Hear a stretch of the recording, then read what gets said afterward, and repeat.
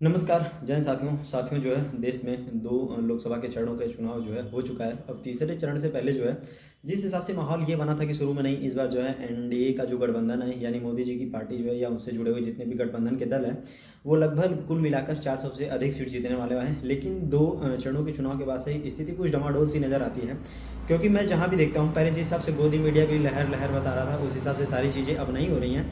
आप देखिए कि इस लगभग गोदी मीडिया का भी टोन थोड़ा-सा चेंज हुआ है और ऐसा लग रहा है कि नहीं, मतलब अब जो है चुनाव कहीं न कहीं लगभग विपक्ष के लोग भी इसमें लड़ने को तैयार हैं या अच्छी फाइट कर रहे हैं। दूसरी चीज़ कि गोदी मीडिया और विरोधी मीडिया दोनों लोग अपने तरीके से या अपनी कहें पार्टियों को, जो जितने भी विशाल शर्मा हैं, पुण्य प्रसिद्ध वाजपेयी हैं या रवीश कुमार जी हैं, वाजिब प्रश्न भले पूछते हों, लेकिन ये भी कहीं न कहीं मैं देखता हूँ कि कांग्रेस की नीतियों का समर्थन करते हैं। वहीं गोदी मीडिया से जुड़े हुए जितने भी चैनल हैं वो भारतीय जनता पार्टी का समर्थन करते हैं। और आपको बता दें, एनडीए के लिए इस टाइम का सबसे बड़ा अगर सरदर्द कुछ बना है तो वो है रोजगार का मुद्दा। रोजगार का मुद्दा जो है एनडीए के लिए बहुत बड़ा सरदर्द बन चुका है। एनडीए शुरू से ही इसको लगभग पूरी तरीके से नेगलेक्ट करती चली आ रही है।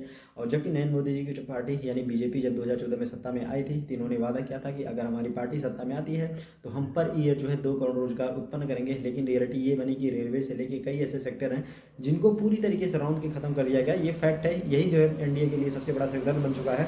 और कहीं ना कहीं मैं देख रहा हूँ कि ये मोदी जी की पार्टी का पीछा नहीं छोड़ रहा है। जहाँ भी उनके नेता जा रहे हैं, जहाँ भी उनके लोग प्रचार प्रसार करने जा रहे हैं, लगातार उनका विरोध हो रहा है। लगातार उनसे प्रश्न पूछा जा रहा है, भैया आपने इन चीज़ों का वादा किया था, महंगाई कम करने का वादा किया था, लेकिन आपने तो सारी चीज़ों को अपोजिट कर दिया।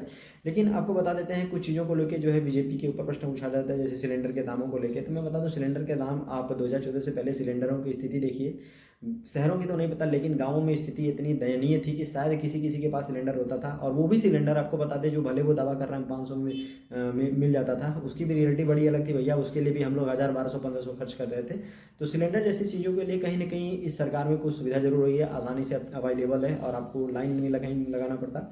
तो इन सब चीज़ों के लिए कहीं ना कहीं कभी खाद के लिए लाइन में लगना पड़ता था, कहीं सिलेंडर के लिए लाइन में लगना पड़ता था। पहले 2014 से पहले लाइनों में ही लगना पड़ता था। लेकिन कुछ बदलाव जो है 2014 के बाद में इन सब चीज़ों को लेकर हमें एक्सेप्ट करना पड़ेगा। लेकिन मैं सरकार की नीतियों का और समर्थन नहीं करता हूँ, जैसे कि रोजगार जैसे मुद्दों को लेकर जब तेजस्वी यादव ने 2-2.5 लाख वैकेंसी जो है शिक्षक की वहाँ बिहार में पूरा की, तो एनडीए से जुड़े हुए जितने भी दल थे उनके ऊपर प्रश्न चिन्ह खड़ा कर रहे थे। उनको बता रहे थे कि पैसा अपने बाप के घर से लाएगा, जो कि वो आदमी ने 2 महीने के अंदर अंदर लगभग सारी की सारी वैकेंसीज को पूरी तरीके से पूरी कर दी। और कहीं ना कहीं अन्य राज्यों के मुख्यमंत्रियों या उप मुख्यमंत्रियों के लिए एक छाप भी छोड़ी कि कितनी आसानी से वो अपने राज्य में जो है नौकरियों को उत्पन्न कर सकते हैं। ये अन्य राज्य के मुख्यमंत्रियों को सीखना चाहिए। खासतौर से उत्तर प्रदेश के मुख्यमंत्री केवल और केवल बुलडोजर के दम पर ही सब कुछ करना चाहते हैं, जबकि ग्राउंड लेवल पर सबसे बड़ी आवश्यकता आज युवाओं की बनी है। तो वो कहीं ना कहीं रोजगार है। आप सभी लोगों की इस लोकसभा चुनाव में क्या उम्मीदें हैं, या आपको क्या लगता है कि इस बार की एनडीए पूरे एक मतलब जीत जाएगी, लगभग सभी सीटों को कवर करने वाली, 400 सीटों को कवर करने वाली है, या विपक्ष भी अच्छी फाइट करेगा? इस पर आपकी राय क्या है? कमेंट सेक्शन में